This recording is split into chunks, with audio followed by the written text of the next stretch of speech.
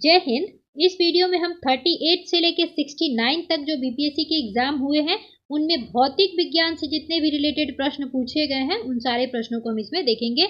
New वाली जो घटना चक्र है आपकी 2024 वाली, ठीक है। इसके पहले मैंने विश्व का भूगोल, भारत का भूगोल, बिहार का भूगोल, बिहार का इतिहास, भारत के इतिहास से भी प्रश्न सारे जो है मैंने करवाए हैं। आप चैनल पे विजिट करके देख सकते हैं, पूरी डिटेल में करवाई गई है। जितने भी प्रश्न जैसे कि पूछे गए हैं भूगोल के और भी पीएससी में अगर उस टॉपिक से रिलेटेड क्वेश्चंस पूछे गए हैं तो वो भी मैंने वहां पे जो है फैक्ट जो है ऐड ऑन कर दिया है, क्योंकि इर्द गिर्द अगर प्रश्न बनेगा तो वहीं से आपको मिल जाएगा प्रश्न, ठीक है। तो चलिए इसमें हम देखेंगे भौतिक विज्ञान से। आप लोग वीडियो जरूर देखिएगा क्योंकि उसमें मैंने डिटेल से करवाया है, ओके। अब इसमें देखेंगे जैसे कि घटना चक्र में सीडीपीओ का और बीपीएससी टीचर का जो एग्जाम हो रहा था, अभी हुआ भी है, उसके भी प्रश्नों को शामिल किया गया है इसमें। चलिए पहला प्रश्न क्या पूछा गया था भौतिक विज्ञान से, तो विद्युत धारा की इकाई है। तो विद्युत धारा को हम किस में मापते हैं, तो एम्पियर में मापते हैं। ये प्रश्न कई बार बीपीएससी टीचर एग्जाम में भी रिपीट हुआ अभी, ठीक है, तो ध्यान रखिएगा।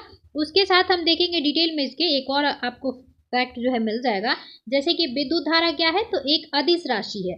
अब अदिश राशि किसे कहते हैं, तो अदिश राशियां ऐसी जैसे भौतिक राशियां होती हैं जिन्हें हम व्यक्त करने जाएं तो हमें सिर्फ परिमाण की जरूरत पड़ती है, दिशा की जरूरत नहीं पड़ेगी, उसे हम कहेंगे अदिश राशि, ठीक है। जैसे कि नाम में ही लिखा हुआ है अदिश, यानी कि उसमें क्या होगा, आपको दिशा की जरूरत नहीं पड़ेगी, है ना। तो ध्यान रखिएगा, उसी को हम क्या कहेंगे, अदिश राशि, जिसमें परिमाण की जरूरत हो, दिशा की जरूरत नहीं पड़ती है किसी भी भौतिक राशि को व्यक्त करने के लिए। दूसरी चीज हम देखेंगे सदिश किसे कहते हैं फिर, तो सदिश ध्यान रखिएगा जहां पे सदिश लग जाए यानी कि उसमें दिशा चाहिए, तो याद रखिएगा ये क्या होता है कि जैसे कि परिमाण एवं दिशा दोनों की जरूरत पड़ती है इसमें, ठीक है। तो ये हो जाएगा आपको सदिश राशियां। अब इसके साथ देखिए दिया हुआ है कि बहुत विद्युत धारा जो है आपका क्या है, तो अदिश राशि है। तो और कौन कौन सी अदिश राशियां हैं जो एग्जाम में पूछी जा चुकी है, तो जो एग्जाम में कम से कम पूछे गए हैं वो देख लेते हैं। जैसे कि देखेंगे चाल, दूरी, है ना, द्रव्यमान, आयतन। आयतन और दाब बहुत बार एग्जाम में पूछा गया है कि क्या कौन सी राशियां हैं, तो आयतन और दाब, उसके बाद चाल, दूरी, द्रव्यमान, ये सब क्या है, अदिश राशियां हैं, ध्यान रखिएगा। विद्युत धारा हमने देख ही लिया, कार्य भी आपका क्या है, अदिश राशि है, ठीक है। तो ये सब कुछ है जो आपको याद रखना है, जैसे ताप हो गया, ये भी क्या है, अदिश राशि है। अब थोड़ा सा हम लोग यहाँ पे देख लेते हैं सदिश राशियां कौन कौन सी होती है ना। तो सदिश राशियां जैसे देखेंगे कुछ एग्जाम्पल्स जो है बार बार एग्जाम में आ जाते हैं वो देखते चलते हैं, ठीक है। तो सदिश में हो जाएगा आपको वेग, बल, संवेग, कोणीय वेग,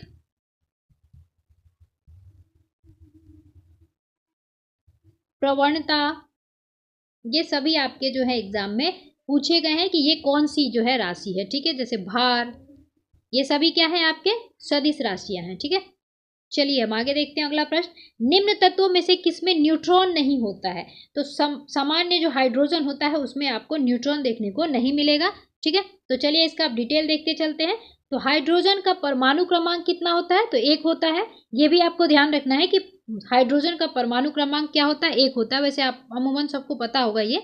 साधारण हाइड्रोजन समस्थानिक प्रोटियम में कोई न्यूट्रॉन नहीं होता, जबकि वहीं देखेंगे भारी हाइड्रोजन समस्थानिक ड्यूटेरियम में 1 न्यूट्रॉन होता है, जबकि अत्यंत भारी हाइड्रोजन समस्थानिक ट्राइटियम में देखेंगे तो 2 न्यूट्रॉन पाया जाता है, ठीक है। तो ये भी थोड़ा सा देख लीजिएगा आप लोग।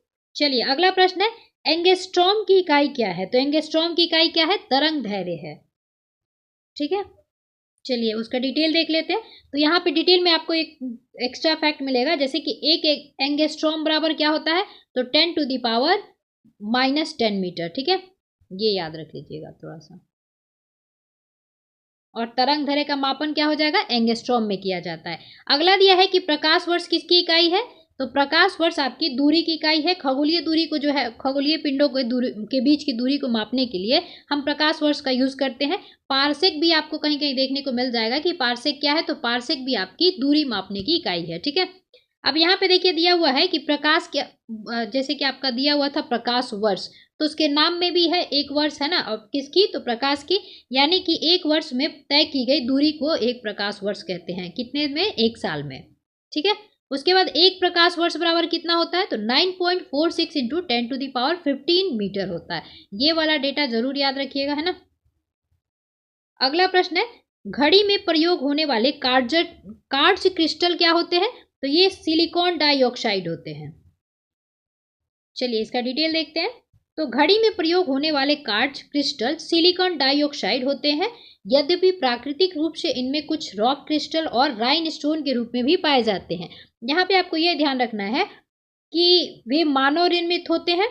कार्ट्ज जो होता है आपका कार्ट्ज क्रिस्टल, उसका हम रेडियो टेलीविजन में भी प्रयोग करते हैं, ठीक है। अगला प्रश्न अब देखिए यहीं पे है, पूछा गया है, फिर से राशि से क्वेश्चन आया है, निम्नलिखित में से कौन सी मूल भौतिक राशि है। तो अब भी हमने देखा ही कि अच्छा मूल भौतिक राशियां हमने जो है 7 होती हैं, ये हमने अभी नहीं देखा है, हम आगे अभी देखेंगे, ठीक है। तो विद्युत धारा जो है आपकी मूल भौतिक जो 7 राशियां हैं उसमें से एक है, ठीक है। अब चलिए डिटेल देखते हैं। तो जैसे कि देखेंगे आप कौन कौन सी मूल भौतिक जो राशियां हैं 7 हैं, तो वो कौन कौन है, आपका लंबाई हो गया, द्रव्यमान हो गया, समय हो गया, ताप हो गया, विद्युत धारा हो गया, ज्योति तीव्रता तथा पदार्थ की परिमाण, है ना। तो ध्यान रखिएगा ये सारे जो दिए गए हैं ये 7 मौलिक भूत राशियां, मूल भौतिक राशियां हैं, ठीक है। ये पूछा जाता है एग्जाम में। आगे है कि मूल राशियों के मात्रक एक दूसरे से पूर्णतः स्वतंत्र होते हैं तथा इनमें से किसी एक को किसी अन्य मात्रक में बदला अथवा उससे संबंधित नहीं किया जा सकता, ठीक है। अब अगला प्रश्न पूछा गया है, ओम मीटर मात्रक है, तो ये किसका मात्रक है, प्रतिरोधकता का मात्रक होता है ओम मीटर। तो इसका भी डिटेल देखते हैं। तो किसी पदार्थ की वैद्युत प्रतिरोधकता को जो है मापने के लिए हम किसका यूज करते हैं, तो ओम मीटर का, ठीक है।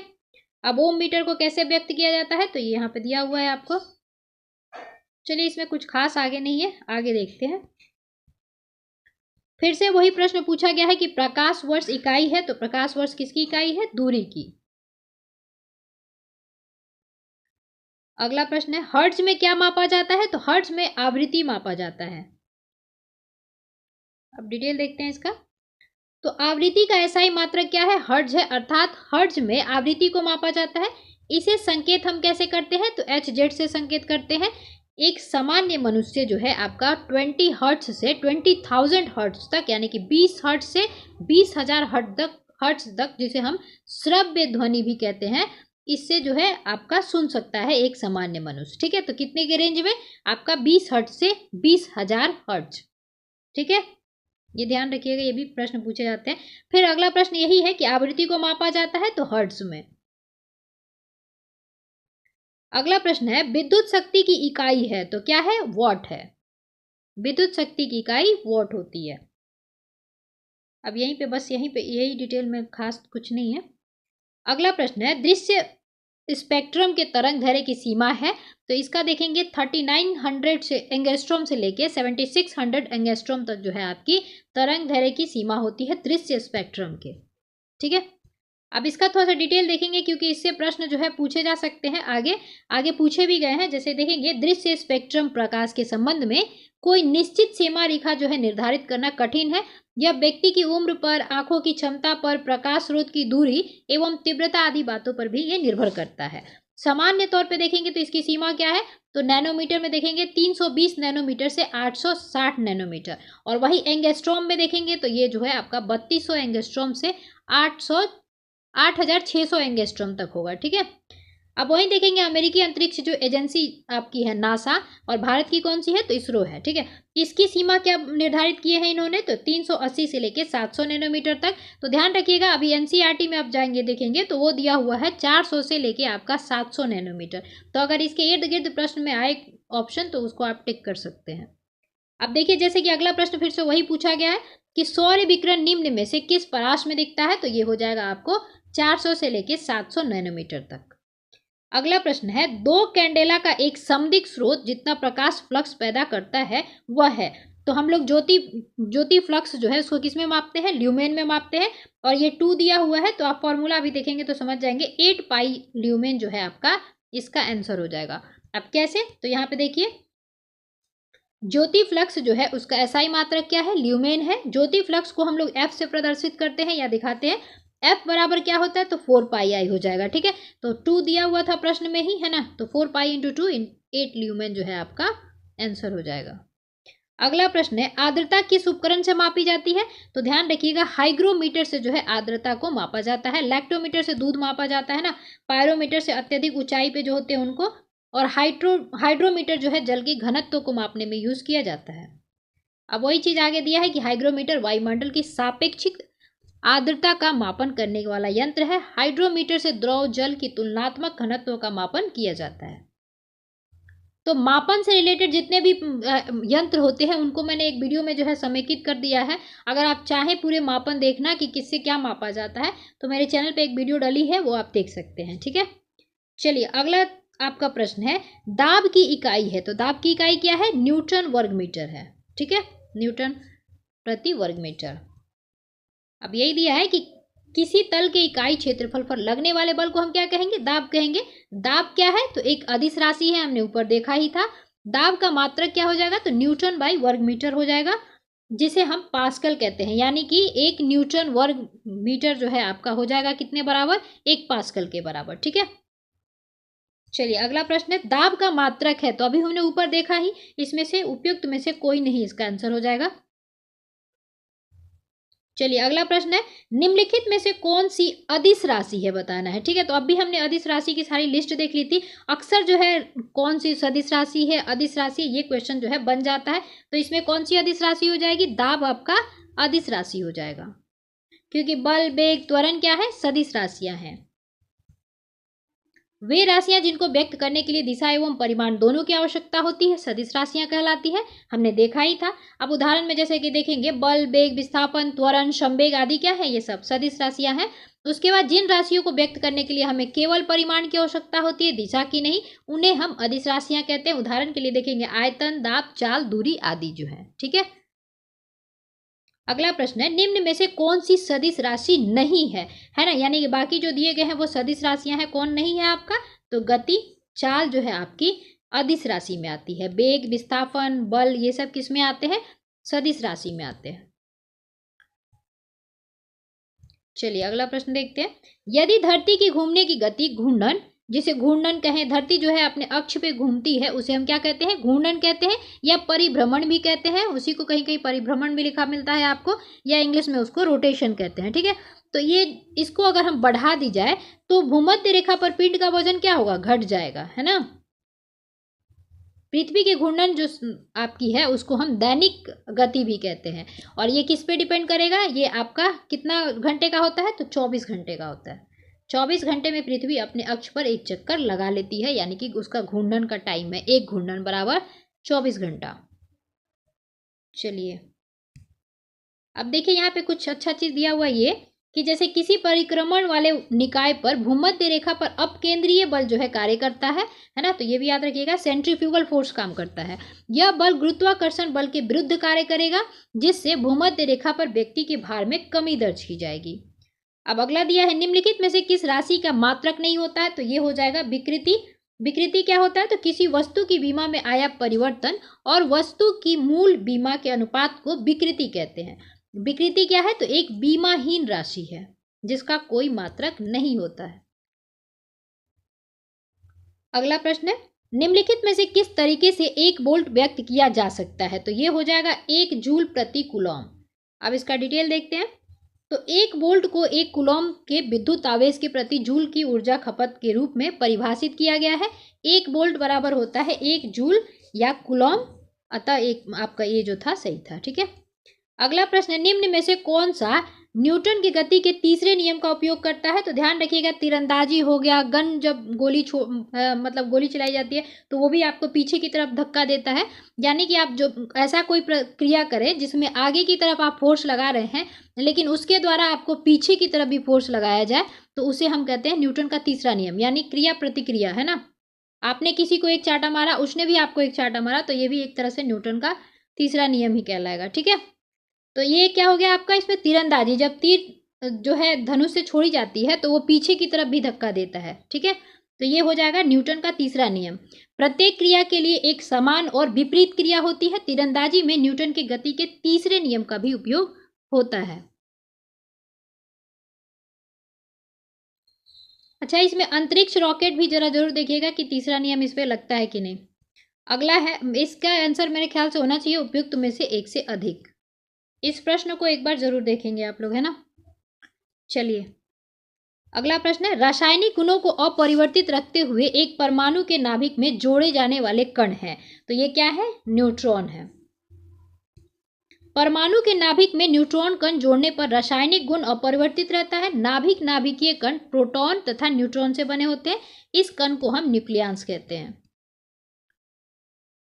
एक वस्तु का भार पृथ्वी की सतह पर अगर मापे तो 100 N है आता है, और इसका भार अगर चंद्रमा पे मापेंगे तो कितना हो जाएगा, तो चंद्रमा पे भार जो है किसी भी वस्तु का भार हो जाता है 1/6, यानी कि 16.79 हो जाएगा। ठीक है, 1/6 इंटू 100 कर देंगे जो ये दिया हुआ है। चलिए आगे कुछ नहीं है, बस इतना याद रखिएगा कि पृथ्वी पे भार और चंद्रमा पे भार दोनों में अंतर कितना का होगा, तो 1/6 का होगा। ठीक है, चलिए अगला प्रश्न है, सही कथन को चुनना है। तो ध्यान रखिएगा, इसमें हो जाएगा लाल प्रकाश का तरंग दैर्ध्य बैंगनी प्रकाश से ज्यादा होता है। इसका एक ट्रिक होता है बिबग्योर, है ना, बिबग्योर। जब भी हमें लेमडा की बात करनी होगी, तरंग दैर्ध्य की बात करनी होगी, तो हम यहाँ से चलेंगे रेड कलर से, है ना। तो लाल की सबसे ज्यादा तरंग दैर्ध्य होती है, और ऐसे बढ़ते जाएंगे तो सबसे कम किसकी हो जाएगी, ये वायलेट कलर की, यानी कि बैगनी कलर की। ठीक है, और जब भी हमें फ्रीक्वेंसी की बात करनी होगी तो हम ऐसे चलेंगे, यानी कि सबसे ज्यादा किसकी फ्रीक्वेंसी होती है, आवृत्ति, तो आपका वायलेट कलर का, है ना, और सबसे कम रेड कलर का। तो वहीं पे ये दिया हुआ है आगे, बैगनी रंग का तरंग दैर्ध्य क्या होगा, सबसे कम होगा। तो अगर बैगनी कलर का तरंग दैर्ध्य सबसे कम हो रहा है तो रेड कलर का सबसे ज्यादा तरंग दैर्ध्य होगा। ठीक है, और आवृत्ति अगर इसका सबसे अधिक हो रहा है तो लाल रंग का जो है आवृत्ति सबसे न्यूनतम होगा। ठीक है, जस्ट अपोजिट है आपका।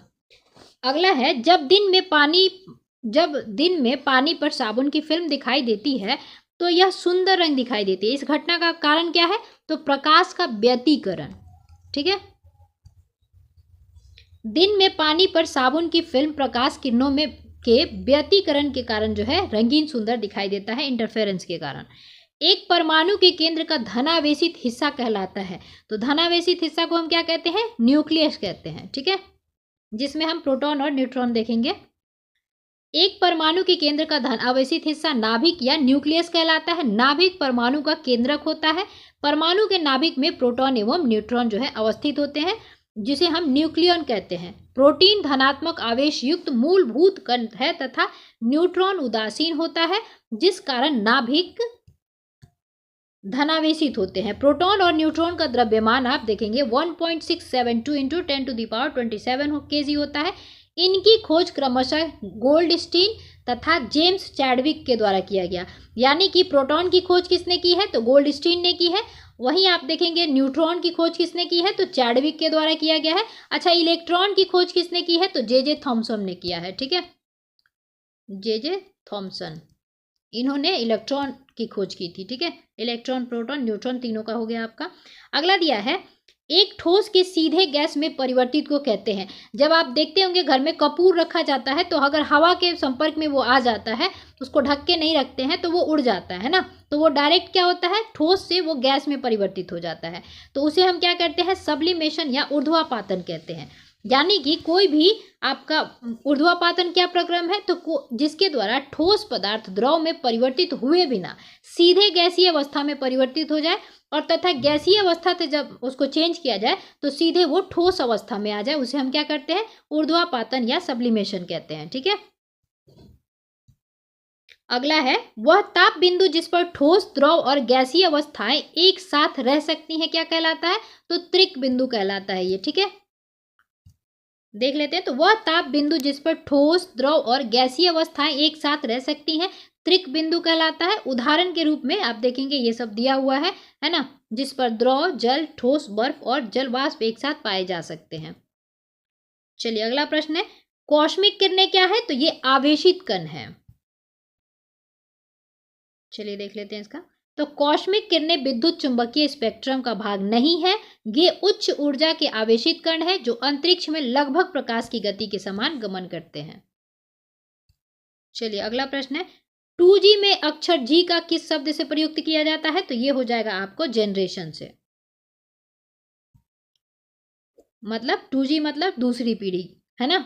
की बेतार संचार प्रौद्योगिकी है। 2G स्पेक्ट्रम में अक्षर जी जनरेशन अर्थात पीढ़ी के लिए प्रयुक्त किया जाता है। अगला प्रश्न है, रडार का आविष्कार किसने किया था?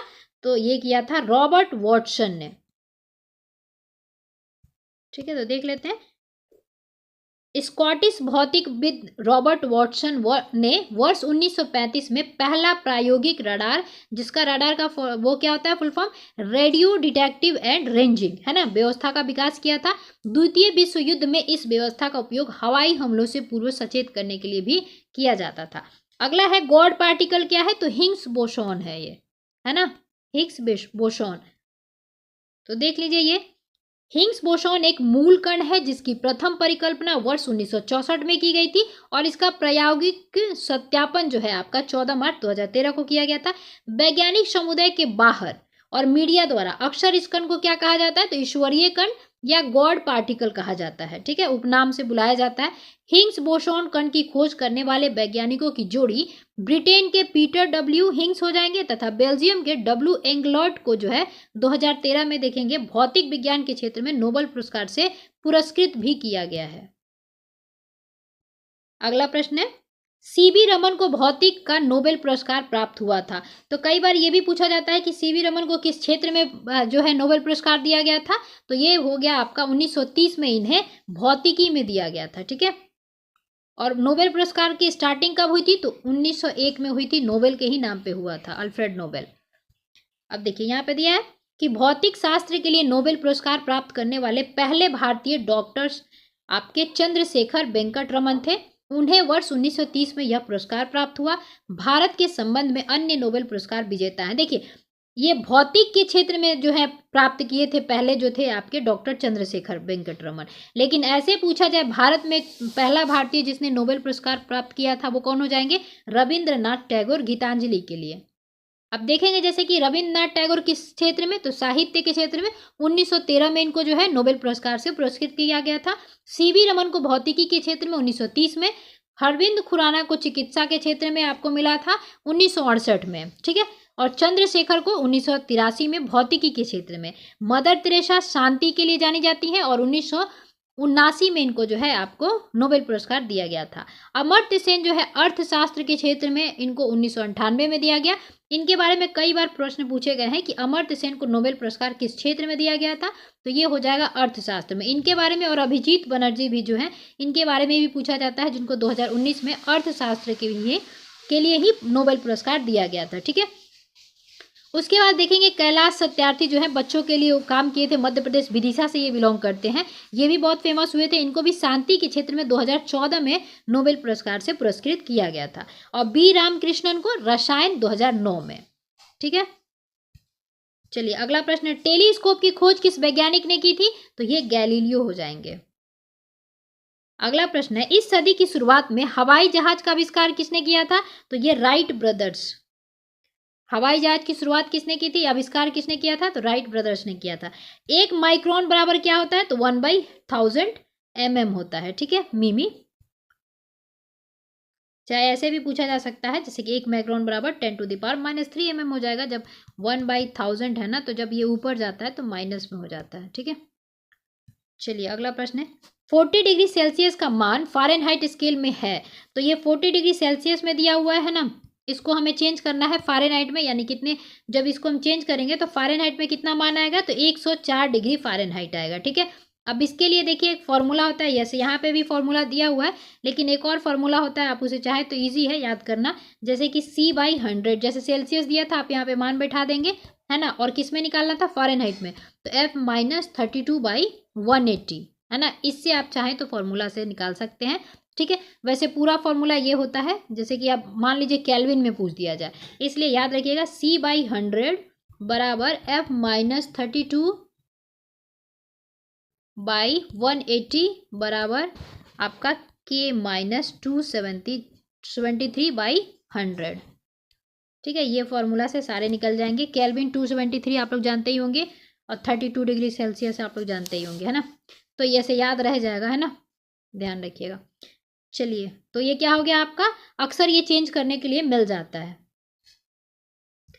अगला प्रश्न है, क्रोमेटोग्राफी एक तकनीक का प्रयोग होता है। तो ये क्या है क्रोमेटोग्राफी? ये जो है आपका इसमें जो देखते हैं अभी, किसी मिश्रण से विभिन्न पदार्थों को अलग करने में क्रोमेटोग्राफी तकनीक का प्रयोग होता है। क्रोमेटोग्राफी तकनीक का उपयोग मुख्यतः विटामिन और प्रोटीन के पृथक्करण में किया जाता है। प्रारंभ में क्रोमेटोग्राफी तकनीक का उपयोग पदार्थों को उनके रंग के आधार पर अलग करने के लिए किया जाता था। ठीक है, तो देखिए इसमें रंगीन पदार्थों को प्रभावी आशोधन के लिए, एक मिश्रण से पदार्थों को अलग करने के लिए, बीपीएससी ने जरूर इसी को माना होगा। देखिएगा ये इसका आंसर है ना, एक मिश्रण से पदार्थों को अलग करने में। चलिए अगला प्रश्न है, गति को सर्वप्रथम किसने परिभाषित किया था? तो ये गैलीलियो ने किया था। ठीक है, तो देख लेते हैं, गैलीलियो ने ही सर्वप्रथम एक समान रेखीय गति को परिभाषित किया था। उनके अनुसार प्रति इकाई समय में तय की गई दूरी को गति कहा जाता है ना। तत्पश्चात न्यूटन ने पिंडों एवं वस्तुओं की गति का वर्णन करने के लिए गति के नियम का प्रतिपादित किया था। अगला दिया है, लोलक की कालावधि यानी कि टाइम पीरियड निर्भर करती है किस पे? तो लंबाई के ऊपर निर्भर करती है। ठीक है, इसका आंसर हो जाएगा बी, वही दिया हुआ। अगला है, बल गुणनफल है तो F बराबर ma होता है ना, तो ये क्या हो जाएगा? द्रव्यमान और त्वरण का। ए क्या होता है? त्वरण होता है, और m क्या होता है? द्रव्यमान होता है। तो यहाँ पे देखिए प्रूफ करके भी बता दिया गया है, F बराबर ma। ठीक है, ये जरूर याद रखिएगा, त्वरण बराबर होता है v minus you by T. अब आगे देखिए, यहाँ पे दे ही दिया है कि त्वरण ज्ञात करना हो तो सही सूत्र क्या होगा आपका? तो ये हो जाएगा a बराबर v minus you by T. अब यहाँ पे देखिए दे दिया है पूरा यहाँ पे कि जैसे देखेंगे आप, u वेग के गति करते हुए t सेकंड के बाद v वेग प्राप्त करता है। ठीक है, तो यहाँ पे u को और v को भी जो है इनिशियल स्पीड और लास्ट स्पीड ये सब जो है आपका डिटेल यहाँ पे कर दिया गया है। ठीक है, अगला है, अलग अलग द्रव्यमान की दो वस्तुएं चंद्रमा की सतह के पास स्वतंत्र रूप से गिरेंगी तो उनमें क्या होगा? तो उनके वेग में जो है कभी भी किसी भी क्षण चेंजिंग नहीं आएगा, है ना। किसी भी क्षण एक ही वेग होगा उनका। अब देखिए, जब कोई पिंड है ना मुक्त अवस्था में, है ना, गिरता है तो उसका वेग केवल गुरुत्वाकर्षण द्वारा उत्पन्न त्वरण पर निर्भर करता है, पिंड के द्रव्यमान पर नहीं। अतः मुक्त रूप से गिरने वाली वस्तुओं का वेग किसी भी क्षण एक समान ही होगा। ध्यान रखिएगा, जब भी निर्वात की बात की जा रही है, किसी भी सामान को कहीं से भी आप, क्या चाहे वो लोहा हो या लकड़ी हो, एक साथ फेंकेंगे तो वो दोनों जमीन पे कैसे गिरेगी? एक साथ ही गिरेगी। लेकिन ध्यान रखिएगा उसमें मेंशन किया गया रहेगा निर्वात, है ना। अगला है, वॉशिंग मशीन का कार्यकारी सिद्धांत क्या होता है? तो अपकेंद्रन होता है ना। वॉशिंग मशीन अपकेंद्रन के सिद्धांत पर कार्य करती है। वह प्रतिक्रिया बल जो परिमाण के अभिकेंद्रीय बल के बराबर होता है, परंतु जिसकी दिशा जो है अभिकेंद्रीय बल के जस्ट विपरीत होगी, अर्थात केंद्र की बाहर की तरफ लगेगी। ठीक है, अपकेंद्रीय बल जो है सेंट्रीफ्यूगल फोर्स कहलाता है। कपड़ा साफ करने की मशीन हो गई या दूध से मक्खन निकालने की मशीन हो गई, उसमें अपकेंद्रीय बल के सिद्धांत पर कार्य करती है। तो ये भी पूछा जाता है, दूध के मक्खन और आपका वॉशिंग मशीन, यही दोनों मैक्सिमम पूछे जाते हैं। तो ये क्या हो जाएंगे? अपकेंद्रीय बल लगेगा इसमें। ठीक है, सेंट्रीफ्यूगल फोर्स। अगला है, निम्नलिखित में से कौन सी राशि सदिश नहीं है? तो कौन सी हो जाएगी? अभी हमने देखा था अदिश राशि है आयतन, वेग, बल, विस्थापन, ये क्या है? सदिश राशियां हैं। पर यहाँ पूछा था नहीं है, तो आयतन, दाब, ये सब क्या है? अदिश राशियां। सदिश राशियां वे राशियां होती है, तो ये हमने देखा ही। अब देखेंगे सदिश राशि में विस्थापन, वेग, बल जो है आपके सदिश राशियां हैं, और आपका आयतन क्या है? एक अदिश राशि है। चलिए अगला प्रश्न है, पदार्थ के संवेग और वेग के अनुपात से कौन सी भौतिक राशि जो है हम प्राप्त कर सकते हैं? तो क्या प्राप्त कर सकते हैं आप? द्रव्यमान, है ना। यदि किसी वस्तु का द्रव्यमान m है तथा वस्तु का वेग v है तो उसका संवेग कितना हो जाएगा? mv। तो संवेग और वेग का अनुपात जो है आपका दिया हुआ है, यहाँ पे देख सकते हैं आप फॉर्मूला। 1 किलोमीटर दूरी का तात्पर्य क्या है? तो 1 किलोमीटर बराबर क्या होता है? 1 किलोमीटर बराबर हो जाएगा आपको 1000 मीटर। अब यहाँ पे ये याद रख लीजिएगा कि 1000 सेंटीमीटर जो होता है वो कितना होता है? तो 1 डेकामीटर के बराबर होता है। ठीक है, और 100 मीटर 1 हेक्टोमीटर के बराबर होता है। बाकी तो पता ही होगा। 1 पिकोग्राम बराबर क्या होता है? तो ये 10⁻⁻12 ग्राम के बराबर होता है। चलिए अगला प्रश्न, वही चीज है। अगला प्रश्न है, आप एक लिफ्ट में खड़े हैं, लिफ्ट के फर्श पर आपके भार द्वारा लग रहा बल क्या होगा? तो ध्यान रखिएगा कि लिफ्ट के 8 मीटर पर सेकेंड स्क्वायर के त्वरण से नीचे आते समय शून्य होगा। तो जब हम लिफ्ट में ऊपर चढ़ते हैं तो थोड़ा सा लगता है कि हाँ भार है, जब आप नीचे उतरते हो तो बिल्कुल आपकी बॉडी पे कोई भी भार जो है शून्य लगेगा आपको, है ना। तो उससे ध्यान रखिएगा आप लोग कि लिफ्ट के 9.8 मीटर पर सेकेंड स्क्वायर के त्वरण से नीचे आते समय आपका क्या होगा, ये शून्य होगा। त्वरण की बात की जा रही है। देखिए यहाँ पे दिया है ना कि लिफ्ट के 9.8 मीटर पर सेकेंड स्क्वायर के त्वरण से नीचे आते समय लिफ्ट के फर्श पर व्यक्ति का दबाव नहीं पड़ता, अतः उस समय फर्श पर उसके द्वारा लग रहा बल कितना हो जाएगा, शून्य हो जाएगा। अगला है, यदि एक पंख, अब यहाँ पे जैसे देखिए प्रश्न दिया गया है, बहुत अच्छा दिया गया है ये। जैसे एक पंख है, पंख बहुत हल्का होता है, एक रबर की गेंद है जो थोड़ी भारी होगी, एक लकड़ी की गेंद है तो वो भी थोड़ी और भारी होगी। दिया गया है कि निर्वात में, है ना, निर्वात में एक समान ऊंचाई से स्वतंत्रता पूर्वक एक साथ ही गिराया जाएगा तो क्या होगा, क्या रबर का गेंद भारी है तो वो पहले गिरेगा, ऐसा नहीं होगा। यहाँ पे निर्वात जो है मेंशन किया गया है, तो ध्यान रखिएगा वे सभी जो है एक साथ ही जमीन पर गिरेंगे, ठीक है। तो ये भी गलत, पंख नहीं, ये भी, तीनों एक साथ जमीन पर पहुंचेंगे, ये आंसर हो जाएगा, ठीक है।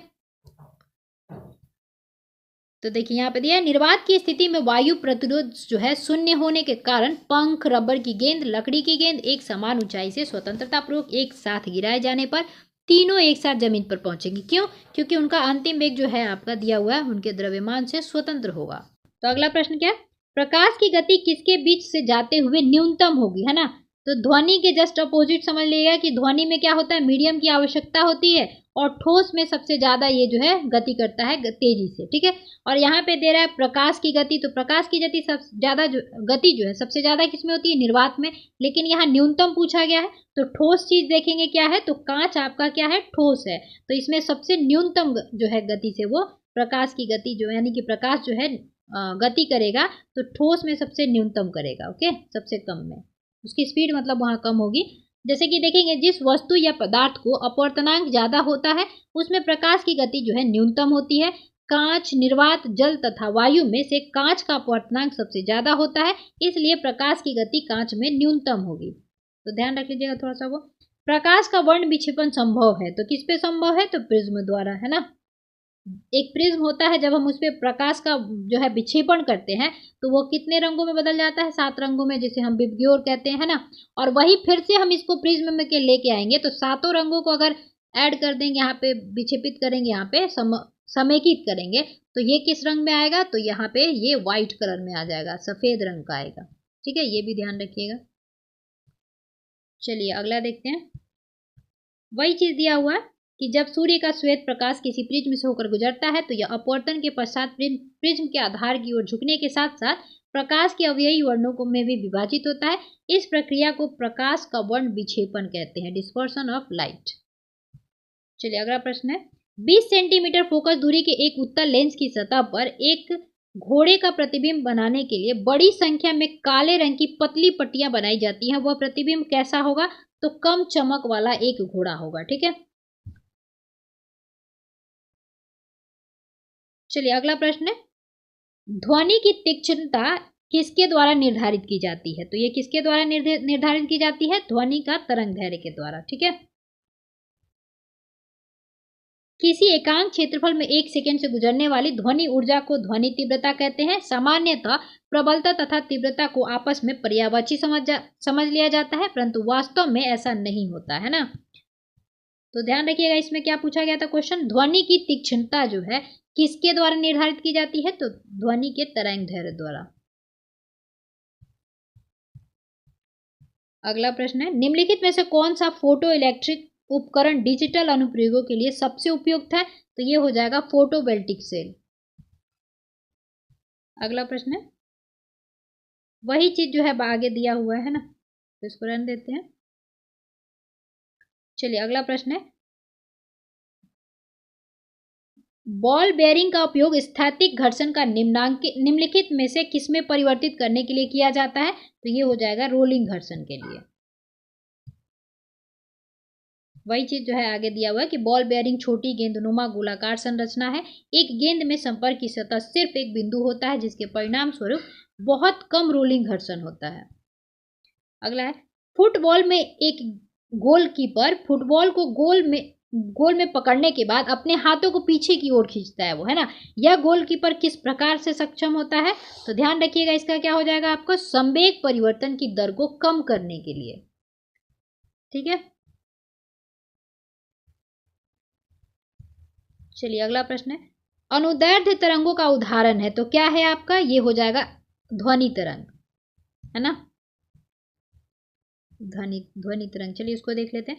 किसी माध्यम में यांत्रिक तरंग के संचरित होने पर यदि माध्यम के कण तरंग के संचरण की दिशा के समानांतर कंपन करते हुए, तो उस तरंग को अनुदैर्ध्य तरंग कहते हैं। ध्वनि तरंग अनुदैर्ध्य तरंग का जो है एग्जाम्पल है। ठीक है, अब ये भी पूछा जाए कि ध्वनि तरंग कैसी तरंगे हैं, तो अनुदैर्ध्य तरंगे हैं। ठीक है, ध्वनि को जो है गति करने के लिए, यानी एक जगह से दूसरे जगह जाने के लिए उसको मीडियम की आवश्यकता पड़ती है। ये भी ध्यान रखिएगा कि मीडियम की आवश्यकता पड़ेगी ध्वनि को। अगर मीडियम नहीं होगा वो, तो ध्वनि एक जगह से दूसरी जगह नहीं जाएगी। ठीक है, और ध्वनि सबसे ज़्यादा गति किस में करती है, तो ठोस में करती है। ठीक है, जैसे ठोस में देखेंगे लोहा में कितने जो है उसकी स्पीड होती है, तो लोहा में ध्यान रखिएगा, ये प्रश्न जो है बने एग्जाम में, तो 5130 मीटर पर सेकंड से जो है लोहे में ये प्रवाह करती है, यानी कि ध्वनि गति करती है ठोस में। और सबसे ज़्यादा गति किस में होगी, ठोस में ही होगी। उसके बाद किसकी होगी, तो ठोस के बाद आपकी हो जाएगी जल द्रव में, जैसे कि जल हो गया आपका, है ना। तो जल में वायु की गति क्या है आपकी, तो ध्यान रखिएगा 1483 मीटर पर सेकंड से ये गति करती है ध्वनि। और वहीं पे सबसे कम किस में होता है, तो गैस में, यानी कि वायु में।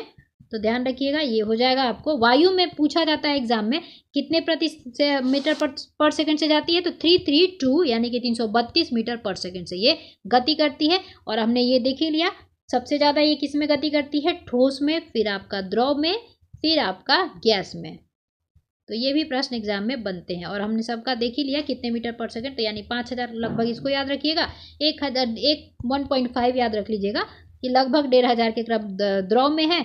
और ये याद जरूर रखिएगा 332 मीटर पर सेकंड जो है आपका ये गैस का जो वायु का है। ठीक है, अगला प्रश्न है, देखते हैं।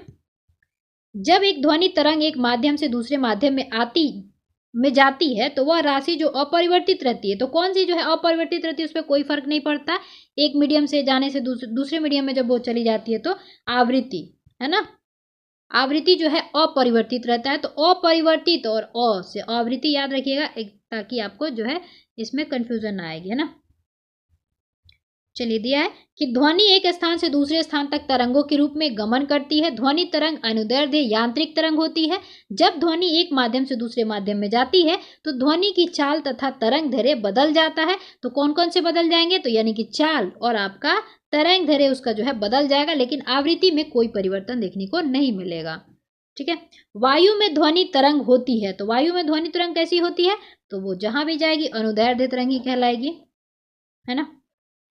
अब यहाँ पे दिया है कि ध्वनि तरंगे यांत्रिक तरंगे कहलाती हैं, क्योंकि उनके संचरण के लिए द्रव्यमात्मक माध्यम ठोस, द्रव या गैस वायु की आवश्यकता होती है, यानी कि मीडियम की आवश्यकता होती है। ठीक है, वायु या गैस में ध्वनि तरंग अनुदैर्ध्य होती है, क्योंकि इस माध्यम के घटक तरंग की गति की दिशा के अनुदिश जो है दोलन करते हैं। ठीक है, चलिए अगला प्रश्न है, रेत और नैफ्थलीन के मिश्रण को किसके द्वारा अलग किया जाएगा। तो अभी हम देखा ही पदार्थों के मिश्रण को अलग करने की विधि कौन सी है, तो आपकी ऊर्ध्वापातन या सब्लिमेशन हो जाएगा। ठीक है, नैफ्थलीन ऊर्ध्वापातन का गुण प्रदर्शित करता है, अतः रेत और नैफ्थलीन के मिश्रण को ऊर्ध्वापातन सब्लिमेशन द्वारा जो है हम अलग कर सकते हैं। ऊर्ध्वापातन वह प्रक्रिया है जिसमें कोई पदार्थ ठोस अवस्था से वाष्प अवस्था में बिना तरल अवस्था ग्रहण किए परिवर्तित हो जाता है। ठीक है, अब विद्युत शक्ति किसकी इकाई है, तो वाट की हो जाएगी। ये तो क्वेश्चन रिपीट ही हुआ है ना। अगला प्रश्न है, निम्नलिखित में से कौन सा सही सुमेलित नहीं है ना। तो इसमें हो जाएगा आपको,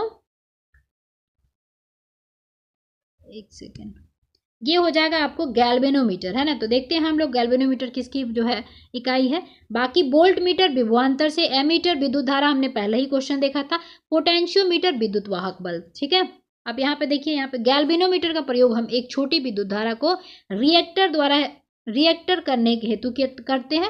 विद्युत प्रतिरोध का मापन ओम मीटर होता है ना। तो विद्युत प्रतिरोध का मापन क्या होता है, ओम मीटर, हमने ऊपर देखा ही था प्रतिरोधकता का, है ना। हो गया, आगे देखते हैं। टरबाइन एवं डायनेमो से बिजली प्राप्त करने में किस ऊर्जा को विद्युत ऊर्जा में परिवर्तित करते हैं? तो ये किसको करेंगे? मैकेनिकल ऊर्जा को जो है ये विद्युत ऊर्जा में परिवर्तित करते हैं। टरबाइन हो या डायनेमो हो, बिजली प्राप्त करने के लिए यांत्रिक ऊर्जा, मैकेनिकल ऊर्जा को विद्युत ऊर्जा में परिवर्तित किया जाता है। अगला है लेड प्रकाश उत्सर्जक डायोड के संदर्भ में कौन सा कथन गलत है बताना है। ठीक है, तो ये हो जाएगा आपको सी, यानी कि ये गलत दिया हुआ है, बाकी जो है सभी सही दिए हुए हैं। तो डिटेल देख लेते हैं। तो लेड प्रकाश उत्सर्जक डायोड, लाइट एमिटिंग, है ना, एक अर्धचालक उपकरण है जो विद्युत धारा प्रवाहित होने पर प्रकाश उत्पादन करता है। इसके मिश्रण में gallium phosphide, indium gallium nitride आदि का उपयोग भी किया जाता है। इसमें पारा HG का उपयोग नहीं किया जाता है, और इसमें दिया होगा कि इसमें पारा का उपयोग किया जाता है, जबकि नहीं किया जाता है ना। बाकी सब देख लीजिएगा कि लेड प्रकाश जो है आपका स्रोत ऊर्जा की कम खपत करते हैं। लेड प्रकाश बल्बों से अधिक अवधि तक कार्य भी करते हैं। ये लेड का ट्रैफिक सिग्नल लाइटों में भी प्रयोग किया जाता है। तो ये तीनों चीज़ें जो है इसकी विशेषता है, तो वो ध्यान रख लीजिएगा। ठीक है, चलिए अगला प्रश्न है, निम्नलिखित में से कौन सा फोटो इलेक्ट्रिक उपकरण डिजिटल अनुप्रयोगों के लिए उपयोग किया जाता है? तो ये हो जाएगा फोटोवोल्टिक सेल, है ना, फोटोवोल्टिक सेल हो जाएगा। अब इसका डिटेल देखते हैं। तो फोटोवोल्टिक सेल क्या है? तो फोटो इलेक्ट्रिक उपकरण डिजिटल अनुप्रयोगों के लिए सबसे उपयुक्त है। फोटोवोल्टिक सेल जो है एक गैर यांत्रिक उपकरण है जो सूर्य के प्रकाश को सीधे बिजली में परिवर्तित करता है। फोटोवोल्टिक सेल अर्धचालक सामग्री से बना होता है। अगली बार यही पूछ दिया गया था कि फोटोवोल्टिक सेल जो है किसको किसके चेंज करता है। तो यहाँ पे देखिए दिया हुआ है सूर्य के प्रकाश को सीधे बिजली में, यानी कि विद्युत ऊर्जा में वो चेंज कर देता है। ठीक है, अब यहाँ दिया है केंद्राभिमुखी बल किसके लिए जिम्मेदार है? तो ये वस्तु को वृत्ताकार पथ पर गतिमान रखना उसके लिए वो जिम्मेदार होता है, केंद्राभिमुखी बल। तो चलिए देख लेते हैं, जो कि अभिकेंद्रीय बल। एक समान वृत्तीय गति की गति स्थिर होती है लेकिन दिशा बदलती है। दिशा वेग बदलने के लिए जिस बल की आवश्यकता होती है उसे अभिकेंद्र बल कहते हैं। उदाहरण के लिए यदि किसी डोरी से बंधे हुए पत्थर को कोई व्यक्ति घुमाता है तो वहाँ अभिकेंद्रीय बल या केंद्राभिमुखी बल लगता है। और मक्खन भी, जैसे एक वॉशिंग मशीन ये देखे ही थे हम ऊपर, क्या लगता है? तो आपका अभिकेंद्रीय बल लगता है। चलिए अगला प्रश्न है, निम्नलिखित में से किस ऊर्जा परिवर्तन में घर्षण बल शामिल होता है ना। तो ये देखेंगे आप, गतिज ऊर्जा से ऊष्मा ऊर्जा में जब परिवर्तित होता है तो उसमें हमें घर्षण बल की आवश्यकता पड़ती है ना। जैसे कि देखेंगे घर्षण बल क्या है? स्थिर स्थिति के साथ साथ गतिमान स्थिति में भी लागू होता है। घर्षण से संबंधित गुणांक को स्थैतिक गुणांक और गतिशील गुणांक कहा जाता है, जबकि स्थिर स्थिति में कोई विस्थापन नहीं होता, अर्थात कोई कार्य नहीं किया जा सकता, कोई ऊर्जा रूपांतरण नहीं होता है। यदि गति या गतिशील स्थिति में घर्षण बल के विरुद्ध गति होती है, जिससे ऊष्मा के माध्यम से ऊर्जा की हानि होती है। ठीक है, दूसरे शब्दों में कहा जाए तो गतिज ऊर्जा ऊष्मा में परिवर्तित होती है। अगला प्रश्न है, एक बस सीधे रास्ते पर चल रही है और अचानक दाईं ओर एक तेज मोड़ लेती है। बस में बैठे यात्री किधर को झुकेंगे? तो ये झुकेंगे बाईं ओर। देखिए उसने किधर, बस जो थी सीधे चल रही थी और अचानक किधर मुड़ती है? वो दाईं ओर मुड़ेगी।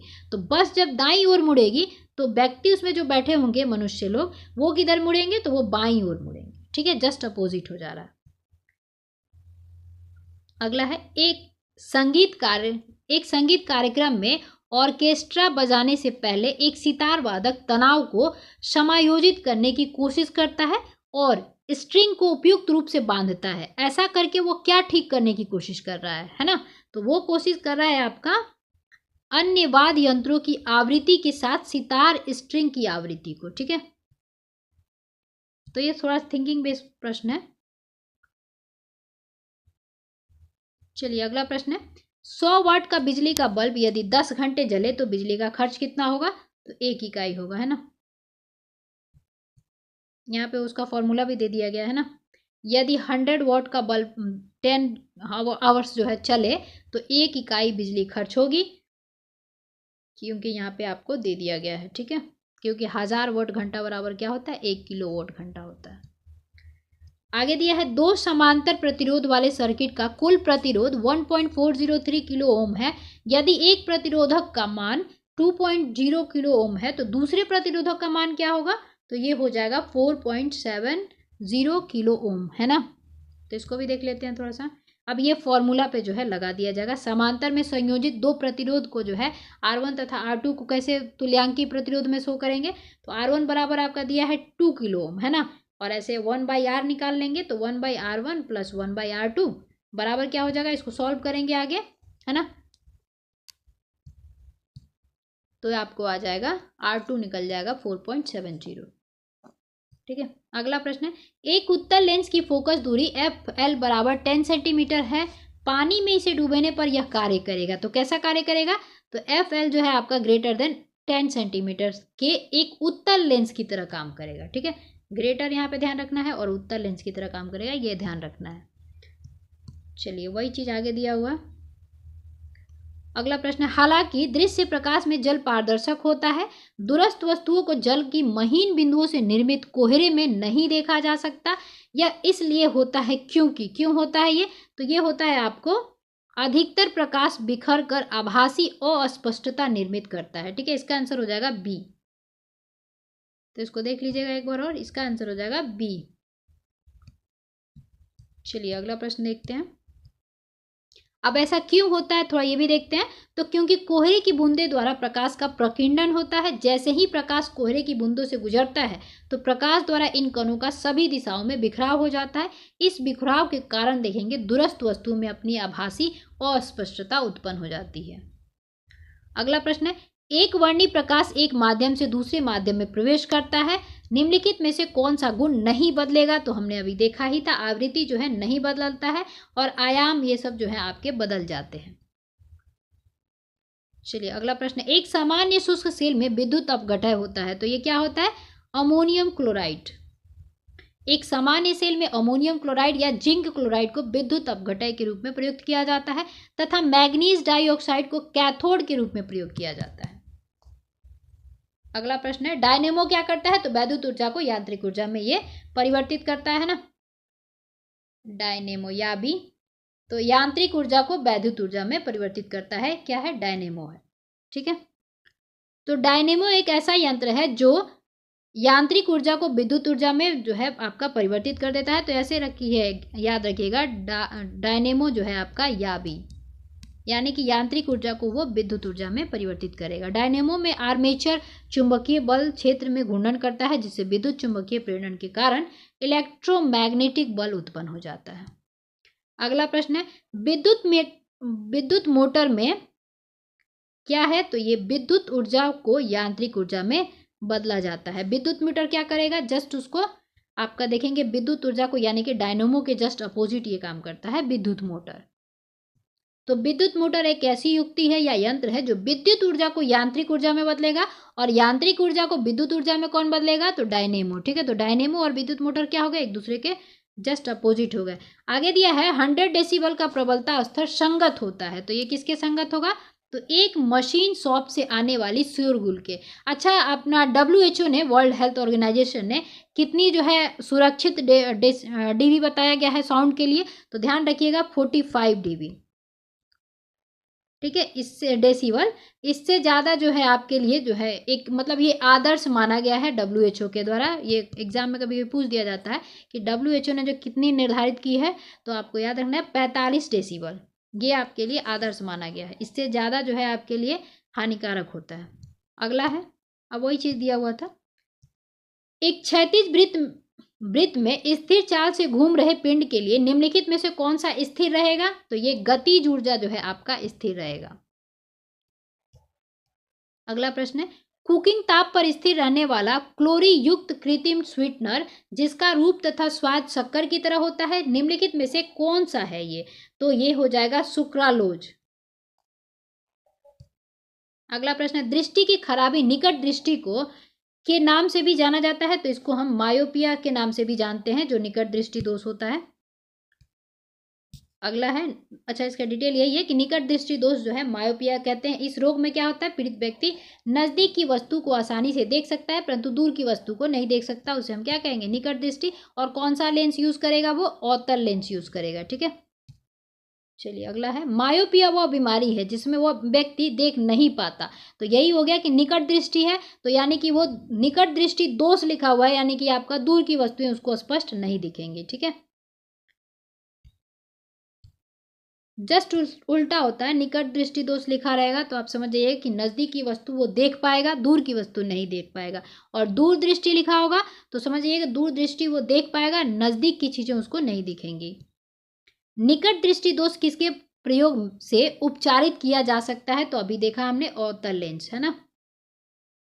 चलिए अगला प्रश्न है, अवतल दर्पण द्वारा बनाया गया प्रतिबिंब वास्तविक, उल्टा और वस्तु के आकार के बराबर ही होगा। वो कब होगा? तो जब हम उसे केंद्र पे रखेंगे, है ना।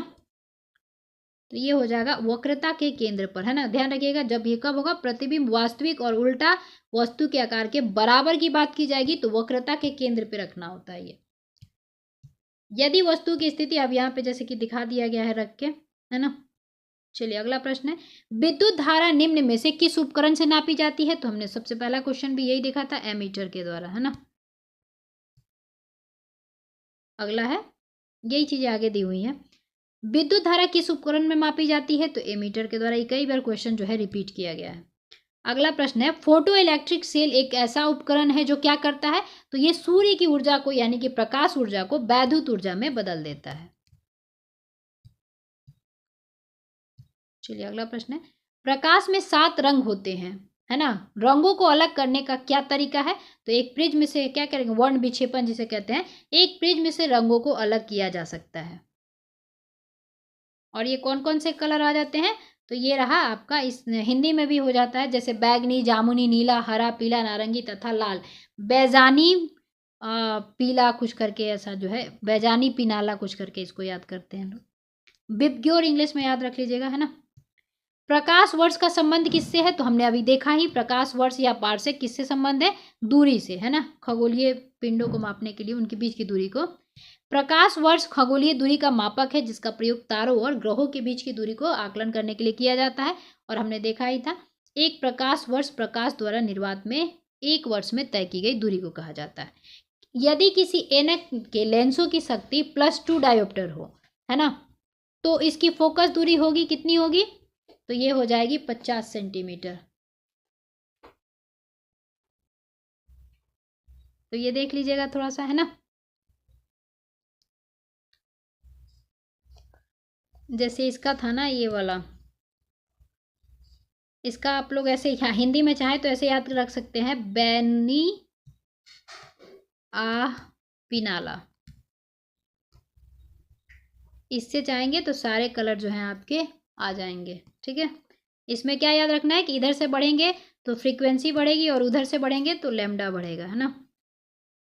चलिए अब अगला प्रश्न देखते हैं, चुंबकीय सुई किस तरफ संकेत करती है? तो पहले जो है ये आपका हमेशा उत्तर दक्षिण की तरफ शो करती है, ये तो उत्तर की तरफ, है ना। चुंबकीय सुई उत्तर दिशा की तरफ संकेत करती है। यह पृथ्वी के चुंबकीय ध्रुव उत्तरी एवं दक्षिणी ध्रुव के अनुरूप आकर्षित होती है। चुंबकीय सुई भी पृथ्वी के उत्तर ध्रुव की ओर आकर्षित होकर उत्तर दिशा की तरफ संकेत करती है। चुंबकत्व का अनुचुंबकीय चुंबकीय समचुंबक सिद्धांत निम्न में से किसके द्वारा प्रदर्शित होता है? तो चुंबकत्व का अनुचुंबकीय जो है आपका सिद्धांत वो किसके द्वारा प्रदर्शित किया जाता है? तो प्लैटिनम के द्वारा। अगला प्रश्न है, पीतल एक मिश्र धातु है, तो पिताजी करके सबको याद रखता है इसको ट्रिक के साथ, तो ये हो जाएगा जस्ता एवं तंबा का, है ना, पिताजी, जिससे याद रहेगा कि पीतल जो है तांबा और जस्ता से मिलकर बना होता है। जिसमें देखेंगे तांबे का 80% भाग होता है और जस्ता जो है 20% ही बस मिलाया जाता है। अगला है, श्वेत प्रकाश को नली में कैसे उत्पन्न करते हैं? तो ये तंतु को गर्म करके। अगला प्रश्न है, आइंस्टीन को नोबेल प्राइज किस कार्य पर मिला था?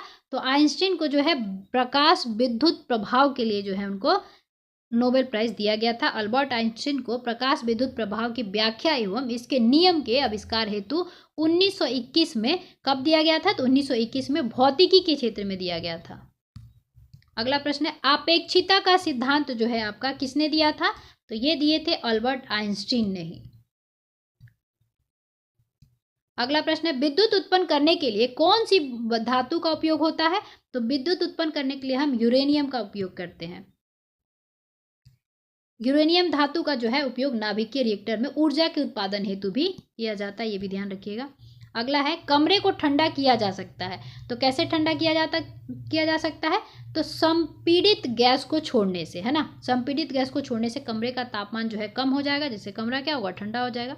आमतौर पर सुरक्षा फ्यूज लगाने के लिए प्रयोग होने वाला तार किस पदार्थ का बना होता है? तो ये बना होता है टिन और शीशे का एक मिश्र धातु। तो इसको देख लेते हैं थोड़ा सा। तो फ्यूज एक छोटा तार का टुकड़ा होता है। ये रागा, शीशा, टीन, लेड मिश्र धातु का बना होता है। इसका गलनांक निम्न होता है। तो ये ध्यान रखना है कि इसका गलनांक क्या होता है, निम्न होता है। लघु पतन, शॉर्ट सर्किट, अति भारण, ओवरलोडिंग, वोल्टता वृद्धि आदि, वोल्टेज में अगर वृद्धि होगी आदि के कारण जब परिपथ में धारा निर्दिष्ट मान से अधिक हो जाता है तो फ्यूज क्या होगा, उसका निम्न गलनांक रहता है, वो टूटकर गल जाता है। ठीक है, इसमें इलेक्ट्रॉनिक उपकरणों से नुकसान होने से एवं संभावित दुर्घटना से टल जाती है।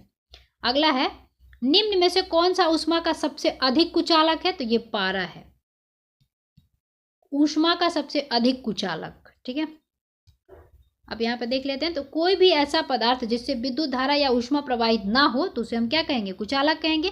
जैसे लकड़ी, कांच, सभी धातुएं ऊष्मा की चालक होती हैं। सभी धातुएं जो है आपकी किसकी होती है, ऊष्मा की चालक होती हैं। ठीक है, और लकड़ी और कांच क्या है, कुचालक है। ठीक है, लेकिन अन्य धातुओं की तुलना में लेड, शीशा एवं पारा की ऊष्मा चालकता कम जो है, पुअर कंडक्टर होते हैं ये। लेड की ऊष्मा चालकता आप देखेंगे इतना दिया हुआ है, जबकि पारा का कितना है, लगभग 8 है। अगला है ऑडियोमीटर क्या मापता है? तो ऑडियोमीटर आपका ध्वनि की तीव्रता मापता है। और वहीं पे स्टेथोस्कोप क्या मापता है? तो हृदय की गति को मापता है ना। उसके बाद बैरोमीटर तो वायुमंडलीय दाब को मापता है। उसके बाद अल्टीमीटर क्या करता है? तो ऊंचाई को मापता है। यदि बल को न्यूटन में और दूरी को मीटर में प्रदर्शित किया जाए तो किए हुए कार्य को प्रदर्शित किया जा सकता है। तो किस में प्रदर्शित किया जा सकता है? तो ये हो जाएगा आपको जूल में, है ना। अच्छा, बल को न्यूटन में और दूरी को मीटर में प्रदर्शित किया जाए तो किए गए कार्य को किस में प्रदर्शित किया जाएगा? तो कार्य का ये आपका यूनिट हो गया, है ना, जूल में। चलिए अगला है अतिचालक का लक्षण क्या है? तो शून्य पारगम्यता।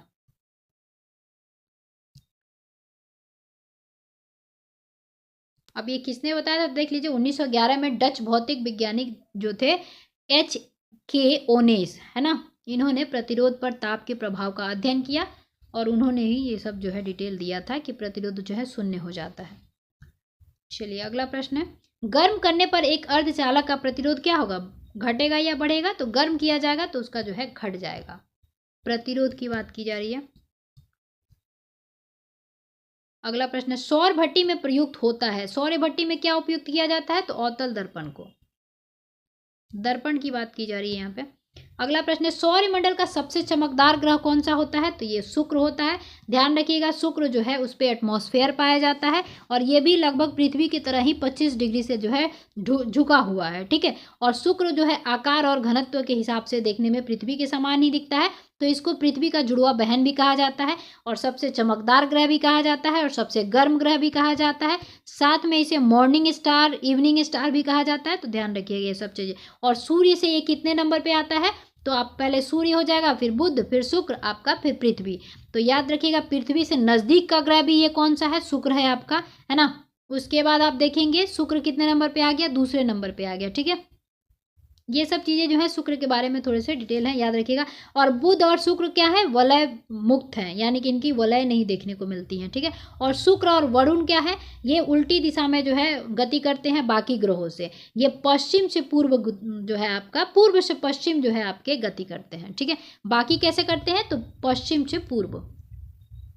और शुक्र और अरुण जो ग्रह हैं ये आपके उल्टा दिशा में जो है, यानी कि शुक्र पे और आपका अरुण पे जाएंगे तो वहाँ पे आपका सूर्योदय पश्चिम दिशा में होगा। ठीक है, ये सब चीज़ें जो थी आपके किसके बारे में थी? शुक्र के बारे में थी। चलिए अगला प्रश्न है अति सूक्ष्म वस्तुओं को देखने के लिए प्रयोग किया जाने वाला प्रकाशिक उपकरण क्या होगा? तो माइक्रोस्कोप। भारत द्वारा हाल ही में प्रक्षेपित किए गए अंतरिक्ष यान चंद्रयान 2 के एक भाग लैंडर का नाम क्या था? तो लैंडर का नाम था आपका विक्रम, है ना। 22 जुलाई 2019 को GSLV MK 3M1 द्वारा आंध्र प्रदेश के श्रीहरिकोटा स्थित सतीश धवन अंतरिक्ष केंद्र से प्रमोचित या लॉन्च किया गया। इसके लैंडर का नाम विक्रम था, है ना। विक्रम और रोवर दोनों गए थे। लैंडर वाला का नाम क्या था? विक्रम। अल्ट्रासोनिक तरंगे क्या होती हैं? तो ये देखेंगे 20 के हर्ट्ज से ज़्यादा आवृत्ति की ध्वनि तरंगे होती हैं। और इसको कौन कौन सुन सकता है? तो आपका ये कुत्ता, बिल्ली, चमगादड़ आदि जो है इसे सुन सकते हैं। इसे गाल्टन की सीटी के द्वारा उत्पन्न किया जा सकता है। एक संवाहक के तापक्रम परिवर्तन के कारण इसमें विभव परिवर्तन होता है, इस घटना को कहते हैं। तो एक संवाहक के तापक्रम परिवर्तन के कारण इसमें विभव परिवर्तन होता है, इस घटना को हम थॉम्सन प्रभाव कहते हैं। ठीक है, चलिए अगला प्रश्न है, स्वचालित कारों में सामान्यतः कौन सा तेल लगता है? तो ये ध्यान रखिएगा, पेट्रोल। जो सामान्यतः चलती हैं गाड़ियां उनमें पेट्रोल यूज की जाती हैं, और जो थोड़ी महंगी होती हैं उसमें, और इसका महंगी होती है उसमें शायद पेट्रोल हो गया, डीजल लगाया जाता है ना। स्वचालित कारों में सामान्यतः पेट्रोल का प्रयोग किया जाता है। गैसोलीन या पेट्रोल पेट्रोलियम से प्राप्त व्युत्पन्न तरल मिश्रण है। पेट्रोल को शक्तिशाली घुलनशील द्रव्य की भांति भी प्रयोग किया जाता है। ठीक है, तो ये ध्यान रखिएगा। स्टीम इंजन कैसे चलता है? तो ये चलता है आपका ऊष्मा से। अगला प्रश्न है, वातानुकूलित यंत्र से किस कारण ठंडक होती है? तो ये जो है आपका गैसों को दबाने व मुक्त करने के कारण से। ठीक है, तो देखिए यहाँ पे दिया है कि वातानुकूलन यंत्र में सामान्यतः एक वायु शीतक एयर कूलर तथा एक वायु तापक होता है। वायु तापक संयंत्र वायु के ताप को निश्चित बिंदु से कम होने पर तापमान को बढ़ाता है तथा वायु शीतक यंत्र ताप अधिक होने पर वायु को शीतलन की क्रिया के द्वारा निर्धारित स्तर पर लाता है। आप चाहें तो एसी का देख सकते हैं, बाहर एक आउटडोर होता है, एक इंडोर होता है, तो आउटडोर वाला जो है यही सब काम करता है। ठीक है, चलिए अगला प्रश्न है, विंडो या घरेलू क्लीनर परफ्यूम स्प्रेयर के रूप में इस्तेमाल की जाने वाली स्प्रे बोतलें निम्नलिखित में से किस सिद्धांत पर कार्य करती हैं? तो ये बर्नौली के सिद्धांत पर कार्य करती हैं। ठीक है, जो स्प्रे मारते हैं ना अपन उसको, तो ये बर्नौली का सिद्धांत पे कार्य करता है ये। अगला है, ट्यूबलाइट में प्रकाश किस पर निर्भर रहता है? तो ये रहता है ट्यूब में ठोस धातु प्रतिदीप्ति पर। अगला प्रश्न है, पंखे की रफ्तार किस पर निर्भर होती है? तो पंखे की रफ्तार जो है आपको वोल्टेज पर निर्भर होगा। ठीक है, जितना वोल्टेज होगा उतना तेज चलेगा। चलिए, विद्युत चुंबक का कोर जो है बनाने के लिए सामान्यतः उपयोग किसका किया जाता है? तो नरम लोहा का उपयोग किया जाता है विद्युत चुंबकीय के कोर को बनाने के लिए। अगला प्रश्न है, आधुनिक टेलीफोन उपयोग करता है तो क्या करता है? तो रेडियो तरंगों का। अगला प्रश्न है, घड़ी में समय नापा जाता है तो क्वार्ट्जल क्रिस्टल द्वारा। और अभी पूछा गया था घड़ी में यूज किया जाता है ना, तो क्वार्ट्जल क्रिस्टल। अगला प्रश्न, शीशे का उपयोग किया जाता है तो शीशे का उपयोग हम देखते हैं प्रकाश संचरण हेतु किया जाता है। चलिए अगला प्रश्न है, विद्युत संचरण ट्रांसमिट इलेक्ट्रिसिटी के लिए उच्च वोल्ट ग्रिड का उपयोग किया जाता है, कारण क्या है? तो ऊष्मा की हानि कम होती है इसमें, है ना। अगला प्रश्न, उपग्रह सैटेलाइट का उपयोग किया जाता है तो सैटेलाइट जो होता है उपग्रह का प्रयोग संचार, प्रसारण, मौसम विज्ञान सहित कई विभिन्न क्षेत्रों में किया जाता है। ठीक है, तो इसमें एक से अधिक दिया ही नहीं है ना। उसके बाद देखेंगे, कृत्रिम उपग्रह एक विशेष प्रयोजन से भेजा गया एक इलेक्ट्रॉनिक उपकरण है जो पृथ्वी या अन्य उपग्रह की परिक्रमा करता है, जबकि प्राकृतिक उपग्रह अंतरिक्ष में अन्य ग्रह की परिक्रमा करते हैं। और पृथ्वी का एकमात्र उपग्रह कौन है? चंद्रमा है ना। एक जिप्टो बराबर कितना होता है? तो 10⁻⁻21। अगला है, पेंडुलम घड़ी की समय अवधि दोलन काल होती है तो कितने की होती है? तो 2 सेकंड की होती है ये। अगला है, बैरोमीटर की ऊंचाई में अचानक वृद्धि इंगित हो रहा है तो इसका मतलब क्या है? तूफान, या इसका आंसर हो जाएगा आपको अत्यंत शुष्क मौसम होगा। ठीक है, बैरोमीटर की ऊंचाई में अचानक वृद्धि हो रही है ना, ऊपर जा रहा है, तो इसका मतलब होगा अत्यंत शुष्क मौसम। और अगर अचानक नीचे गिरने लगता है तो तूफान या चक्रवात का आना। देखिए आगे देख ही लेते हैं कि बैरोमीटर वायुमंडलीय दबाव को मापने वाला एक यंत्र है जिसकी सहायता से मौसम संबंधी पूर्वानुमान लगाया जा सकता है। बैरोमीटर की ऊंचाई में अचानक वृद्धि होगा तो अत्यंत शुष्क मौसम की ओर संकेत करेगा, और वहीं पे जो है अचानक उसमें गिरावट आएगा तो आंधी या तूफान का संकेत देगी वो। ठीक है, बैरोमीटर के तापमान में धीरे धीरे गिरावट वर्षा होने की संभावना होती है, और अगर धीरे धीरे हो रहा है तो मतलब स्लो मोशन में तो वो वर्षा होगी। बहुत ठंड के मौसम में पानी का जलीय जीवन को संरक्षित करने में मदद करता है। तो क्या मदद करता है? तो विस्तार मदद करता है। ठीक है, जितने भी जलीय जीवन होते हैं जैसे कि मछली वगैरह, उनके लिए क्या मदद करेगा? तो विस्तार।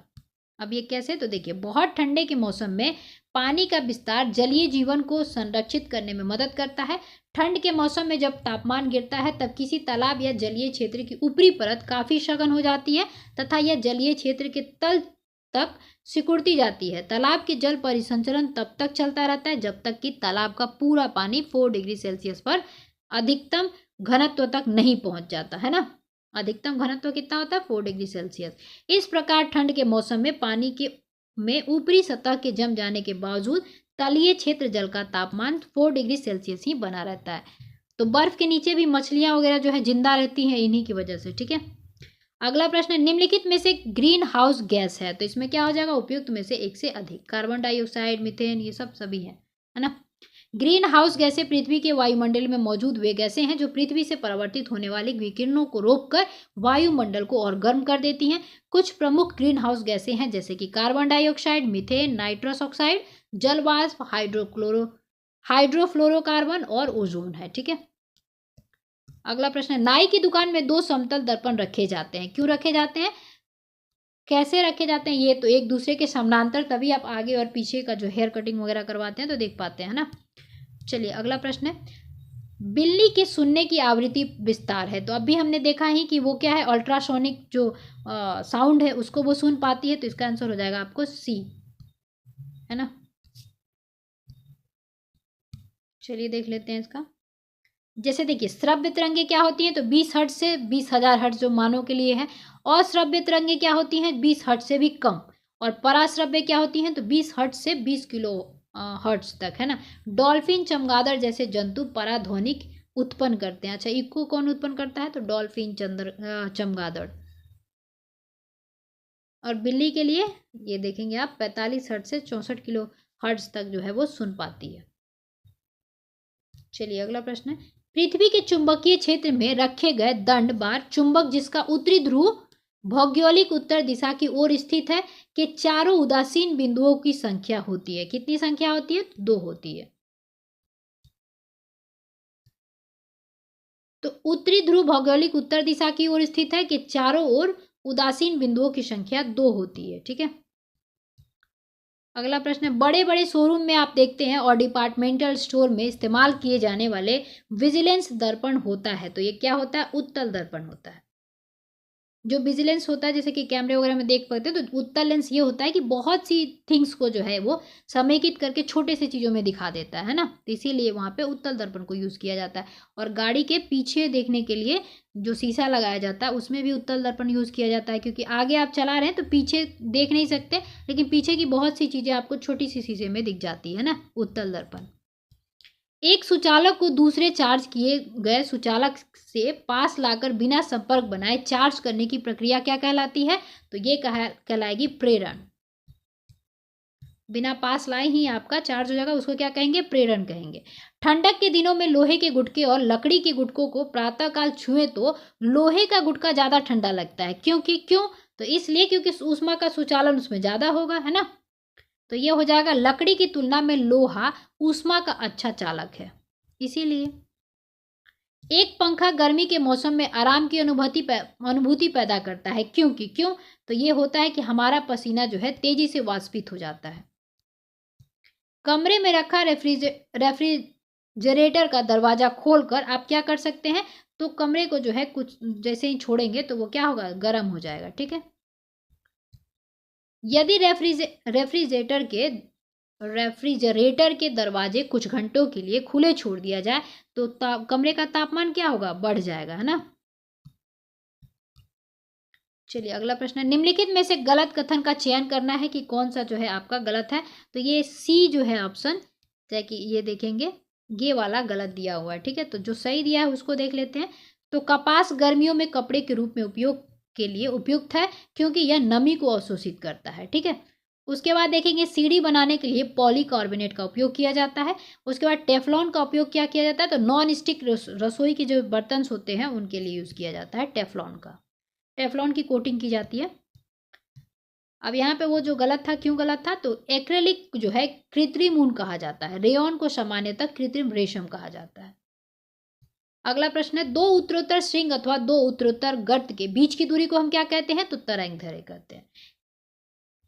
अगला प्रश्न है, दर्पण के सामने खड़े एक व्यक्ति को अपना प्रतिबिंब अपने से बड़ा लगता है, तो इसका तात्पर्य क्या होगा, जब बड़ा देखना रहता है तो इसका तात्पर्य अवतल दर्पण है वो। अगला है, आवर्धक कांच में किस प्रकार का लेंस का प्रयोग किया जाता है, तो उत्तल लेंस का प्रयोग किया जाता है आवर्धक कांच में। मैग्नीफाइंग ग्लास में उत्तल लेंस का प्रयोग किया जाता है। ध्वनि का वायु में वेग अनुमानतः है, तो वही हो गया 332 था, है ना। तो यहाँ पे दिया हुआ है अप्रोक्स, लगभग आपके नज़दीकी में क्या है 330 मीटर पर सेकेंड। अब यहाँ पे ये चीज़ें दी गई हैं तो देख लीजिए। अब पूरा देखने का मतलब नहीं बनता, बस यहाँ पे ये ध्यान रखिएगा, जैसे कि आपका दिया है लोहा का लगभग 5000 के, स्टील का तो जो भी ठोस होंगी उसमें ज़्यादा तो होगा ही, है ना। चलिए अगला प्रश्न है, प्रकाश विकिरणों की प्रकृति होती है, कैसी होती है, तो तरंग एवं कण दोनों के समान होगी। प्रकाश विकिरणों की प्रकृति जो होगी आपकी तरंग एवं कण दोनों के समान होती है। अगला प्रश्न है, निम्नलिखित में से कौन सी विद्युत चुंबकीय तरंग नहीं है, तो नहीं है कौन सी, तो अल्फा किरण जो है आपकी विद्युत चुंबकीय तरंग नहीं है। गामा और एक्स किरणें क्या है आपकी विद्युत चुंबकीय तरंगे हैं। अब जैसे विद्युत तरंग अल्फा विद्युत चुंबकीय तरंगों के अंतर्गत रेडियो, सूक्ष्म और दृश्य पराबैंगनी एक्स तथा गामा किरणें आती हैं। अल्फा किरणें विद्युत चुंबकीय तरंग के अंतर्गत नहीं आता। आकाश नीला लगता है, क्यों लगता है ऐसा, तो लघु तरंग दीर्घ तरंगों की अपेक्षा वायुमंडल द्वारा अधिक प्रकीर्ण होता है। अगला प्रश्न है, वायुमंडलीय अच्छा यही जो है आपका डिटेल दिया हुआ है ना, तो चलिए हम आगे देख लेते हैं। अब यहाँ पे देखिए, इस प्रकीर्णन में बैगनी व नीले वर्ण का प्रकाश सबसे अधिक होता है। घटते क्रम में हरे, पीले, नारंगी और लाल वर्ण को प्रकाश प्रकीर्णित होते हैं, अतः आकाश जो है नीला प्रतीत होता है। तो बैगनी और नीले वर्ण का प्रकाश जो है सबसे अधिक होता है, थोड़ा सा ये ध्यान रख लीजिएगा, प्रकीर्णन। अगला है, रात के समय में खुले आकाश में तारों की टिमटिमाने को किससे समझाया जा सकता है, तो प्रकाश के अपवर्तन से। जब भी किसी वस्तु की बात की जाए, दिखने और नहीं दिखने की बात, तो अपवर्तन होता है, और जब भी किसी रंग की बात की जा रही होती है तो प्रकीर्णन होता है, ध्यान रखिएगा।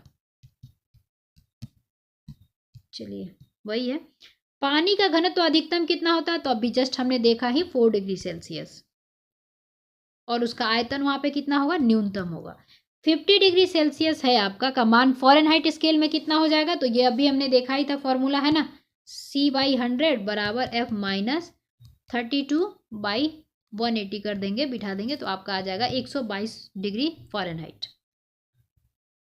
ठीक है। अगला प्रश्न है, बर्फ का एक टुकड़ा पानी में लबालब भरे बीकर में तैर रहा है, जब पूरी बर्फ पिघल जाएगी तो क्या होगा, तो पानी के स्तर में कोई चेंजेस नहीं होगा। क्यों, क्योंकि जैसे ही हम ग्लास में, मान लीजिए ये पानी है, तो जैसे ही हम बर्फ डालते हैं तो वो अपना आयतन जो है उसी समय घेर लेता है, जिसकी वजह से वो पिघलेगा, तो उसमें कोई परिवर्तन नहीं आएगा।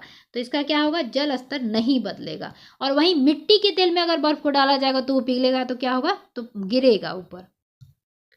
चलिए अगला प्रश्न है, और वो तैरता क्यों रहता है, तो जो भी तैरे तो उसका घनत्व कम होगा, जिसके ऊपर तैर रहा है उसका घनत्व ज्यादा होगा।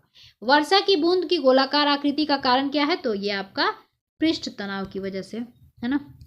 अगला प्रश्न है, सबसे ज्यादा श्यानता होती है किसकी, तो शहद की।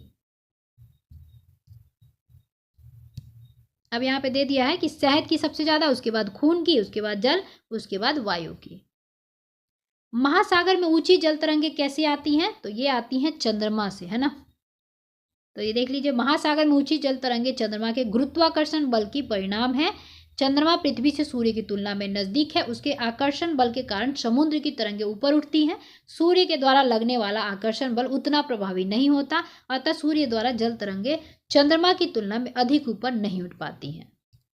जब एक पत्थर को चांद की सतह से पृथ्वी पर लाया जाता है तो क्या होगा, तो इसका भार जो है आपका बदल जाएगा, क्योंकि 1/6 हो जाता है ऊपर जाने पे, तो नीचे भी तो आएगा तो कम हो जाएगा ना, परंतु द्रव्यमान क्या होगा, जो है वही रहेगा। चलिए अगला प्रश्न है, प्रेशर कुकर में खाना जल्दी पक जाता है क्योंकि उच्च दाब के कारण पानी उच्च तापमान पर उबलने लगता है। अगला प्रश्न है, सौर ऊर्जा निम्न में से किससे प्राप्त होती है, तो सूर्य से, और सौर मंडल का सबसे प्रमुख कौन है, आपका सूर्य ही है, और एक मात्र यही स्रोत है जो सभी ग्रह उपग्रह सभी को ऊर्जा जो है इससे प्राप्त होती है। ठीक है, और सूर्य को ऊर्जा जैसे देखेंगे आप कैसे प्राप्त होती है, तो नाभिकीय संलयन के द्वारा। ठीक है, अगला प्रश्न है, सूर्य पर ऊर्जा का निर्माण होता है, तो वही चीज है नाभिकीय संलयन द्वारा होता है। जैसे कि देखेंगे हाइड्रोजन है वो मिलते हैं तो वो क्या बनाते हैं, हीलियम बनाएंगे, है ना, और प्लस ऊर्जा बनाते हैं।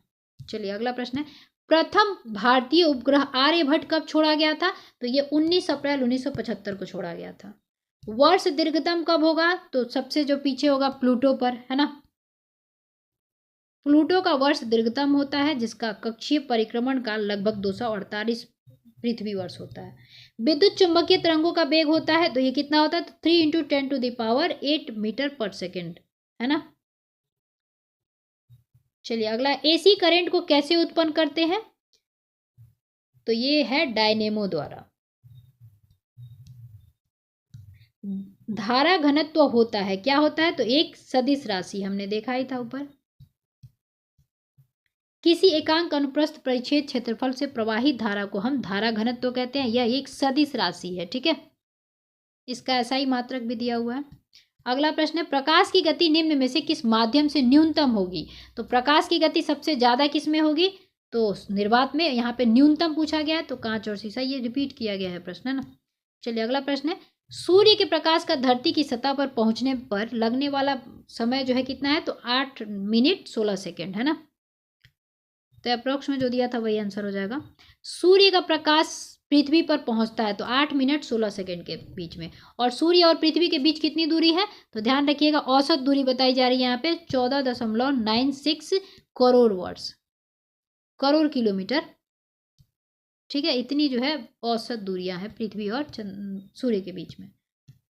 अगला प्रश्न है, सौर मंडल का सबसे बड़ा ग्रह कौन सा है, तो आपका हो जाएगा बृहस्पति, उसके बाद शनि, है ना, बृहस्पति हो जाएगा। तो सौर मंडल का सबसे बड़ा ग्रह कौन सा है, तो आपका बृहस्पति, और दूसरे नंबर पे शनि आता है, और सबसे छोटा तो आपका बुध हो जाएगा।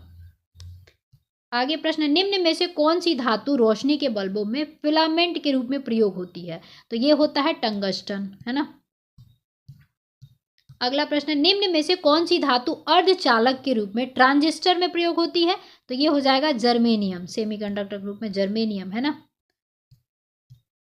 परमाणु नाभिक के अवयव हैं, तो परमाणु नाभिक में क्या क्या देखने को मिलते हैं, तो प्रोटॉन और न्यूट्रॉन। अगला प्रश्न है, किसी विखंडनीय द्रव्य का क्रांतिक द्रव्यमान होगा, तो कितना होगा, श्रृंखला अभिक्रिया हेतु आवश्यक न्यूनतम द्रव्यमान होगा वो। अगला प्रश्न है, निम्नलिखित में से कौन सा विकल्प गलत है, तो देख लेते हैं। जैसे कि दिया है नाभिक के अंदर प्रोटॉन और इलेक्ट्रॉन होते हैं, जबकि हमने देखा ही प्रोटॉन और न्यूट्रॉन होते हैं, तो ये गलत हो जाएगा, है ना।